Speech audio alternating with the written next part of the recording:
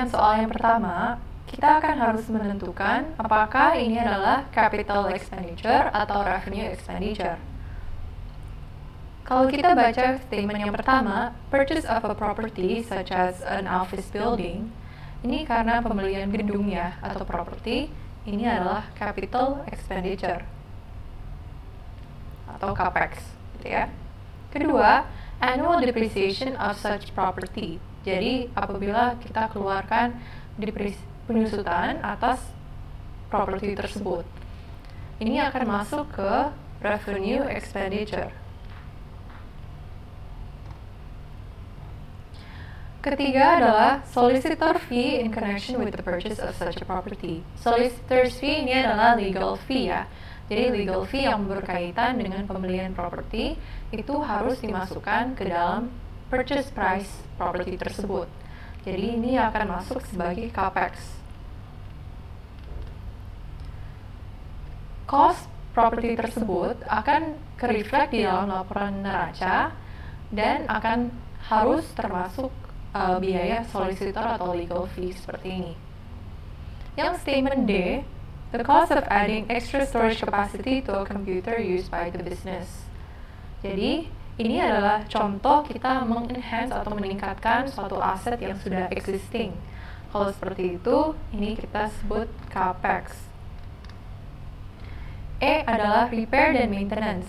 Kalau repair dan maintenance itu kan bersifat untuk menjaga atau memelihara aset existing kita, maka menjadi revenue expenditure. Kalau F disebut adanya profit atas penjualan office building kita.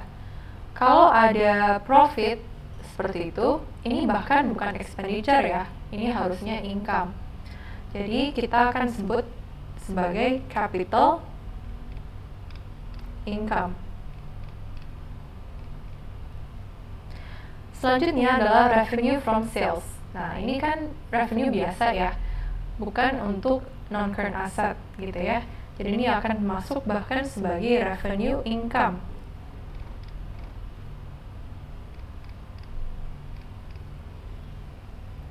Cost of new plant. Ini adalah biaya atas kita telah melakukan pembelian untuk pabrik.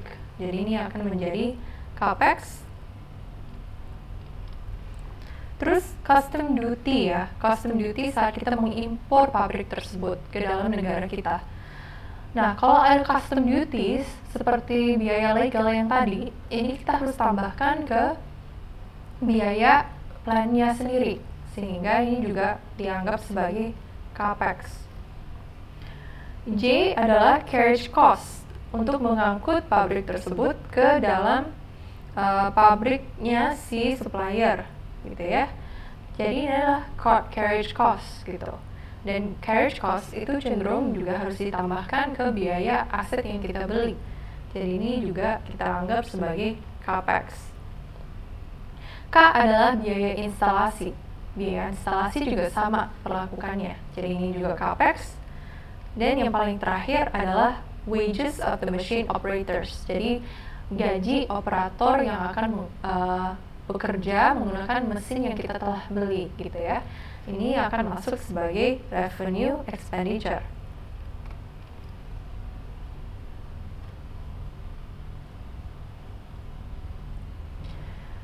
Latihan soal yang kedua, kita harus menentukan kenapa kita melakukan atau mencharge depresiasi ke dalam laporan keuangan kita. Jawabannya adalah A. Karena dari B sampai D itu bukanlah alasan yang sebenarnya kenapa kita harus melakukan depresiasi.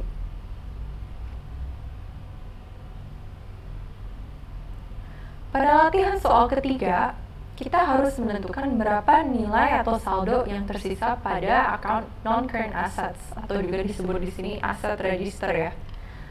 Jadi di sini kita bisa baca bahwa ada opening balance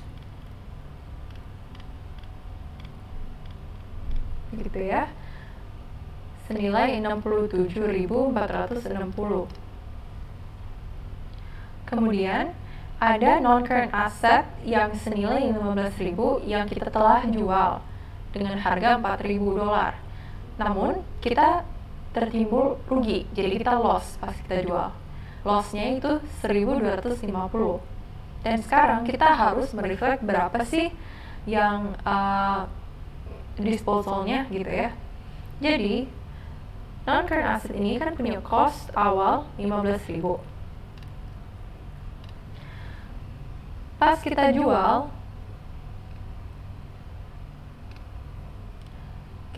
untuk harga 4.000. Apakah kita langsung bisa 4.000 kurang 15.000?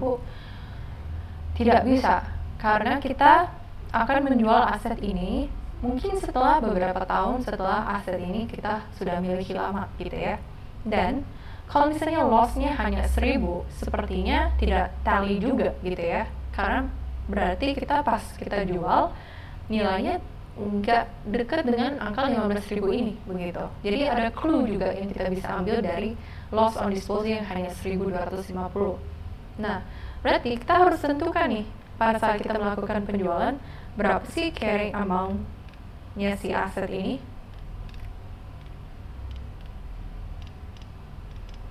Caranya adalah kita tinggal 4.000 dikurangi faktor X, kita dapat rugi 1.250. Jadi X itu kita tinggal tambahkan dan kita dapat 5.250. Jadi ini kita akan tambahkan ke opening balance. Kita akan kurangi karena kita telah menjual aset ini. Jadi kita akan kurangi dari opening balance yang 67.000 tadi.